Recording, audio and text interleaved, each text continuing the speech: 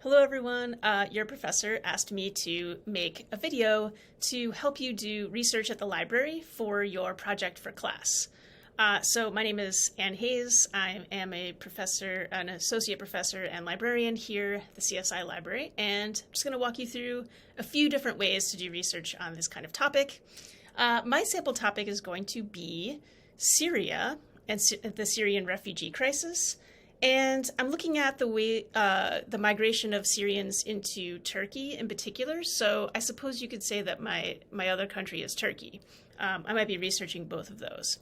So the first place I'm going to start is actually just OneSearch. So when you come to the CSI library, and you do need to start here in order to do your research. So I need to be on this page. And this tab is already selected. So if I enter a term here, I am searching OneSearch.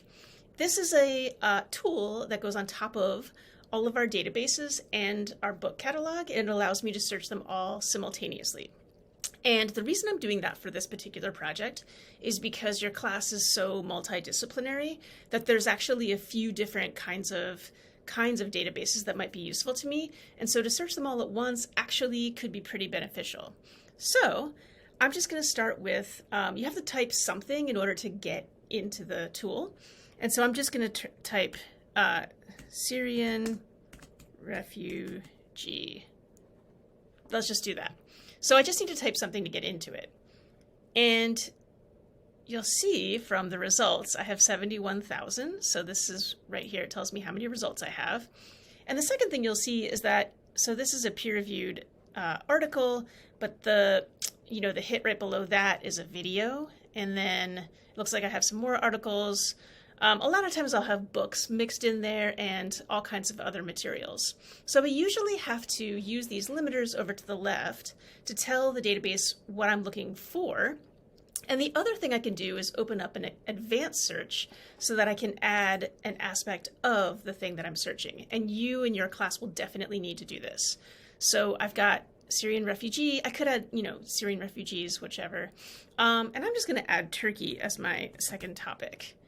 And what I'm doing here is I'm taking one topic, Syrian refugee crisis, and I'm adding Turkey as my second topic, right? So whichever country you're looking at, you might be looking at a migration to or from another country. You might just be looking at, you could say, immigrants from in a certain country and some aspect of their experience there, right? So you're always going to be looking at one thing and its effect on another thing. So I'm going to start here, and then I'm also just going to tell it that I'm looking for articles because I want academic peer-reviewed articles, and it doesn't let me drill down that far here, but I can do it later. So this is what I'm doing: Syrian refugees, Turkey, and articles, and I will click search. Okay, so I went from 71,000 results to 11,000 results, which feels more manageable. And these results, I don't know if you can see them in great detail, but they already look a lot more useful to me than the first set. So this also could be useful for me if I'm still trying to kind of figure out the exact topic I'm doing. But it looks like I've got bullying, the impact on labor markets. So that was one of the, sample topics that your professor gave. Okay, impact the voting behavior. That's interesting. Got, tertiary hospital care, I've got cell phone data, teachers' attitudes. Okay, so there's a lot of different things that I could look at when I'm looking at this. And I'm actually interested in this here, COVID-19, because in my very initial research, when I was looking up my countries, I did see that COVID-19 is having an impact on the current situation with Syrian refugees. So I think that could be interesting to look at. So what I would do here, because I have so many results and because I can narrow down more, is I can actually add a new line. Although I should pause for a second and just tell you that I wouldn't add more topics just for fun. Like if I, for instance, saw an article that looked great, I would probably just take it now, right? I wouldn't keep adding things just to be a great researcher. If I see an article I like, I absolutely click it and read it right away.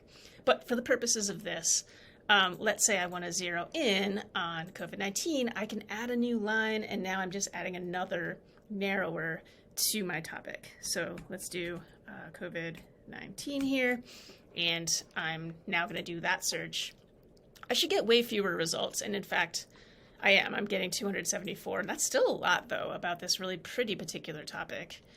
Yeah, now all of these hits seem to be exactly about my topic, which is pretty great. What else? I might want to limit to peer-reviewed journal articles, and you can do that over to the left here. So this is going to pull out everything that's not published by an academic press that has gone through the peer review process and is therefore a scholarly article. And I'm sure your professor will talk more about that in class, but this is a really handy way to just filter for that, right? So I now have 134 results. I know, and I can see this little thing right here, this little purple thing tells me that it's peer reviewed. Okay, so that's the way that I took a search. I did my basic search first. I started narrowing down with different aspects of it. And that's actually what I would do if I were you. I would say, okay, this is the thing I'm definitely researching. This is my first keyword. Click search and see what comes up. Now I'm going to narrow by the thing I'm studying, the focus of my research. I'll add that term. If I need to, or if I want to, I would add a third term, but I don't have to. Yeah, and I would probably narrow down to peer-reviewed journals. From here, let's say I want to read this. I would click Available Online, and it's going to open up the record for me, and it's going to show me where online it lives, and it lives right here.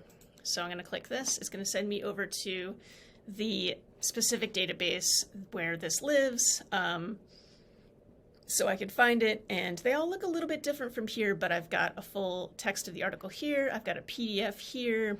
I can grab a citation for it over here. I can read it on my screen to start with to see if I want to include this. Usually it gives you a way to print as well if you want to do that. But you could also just download them and save them to a folder, and then look at all the articles later. So yeah, that's in a nutshell how I would look for an article in OneSearch and then find an article and read it.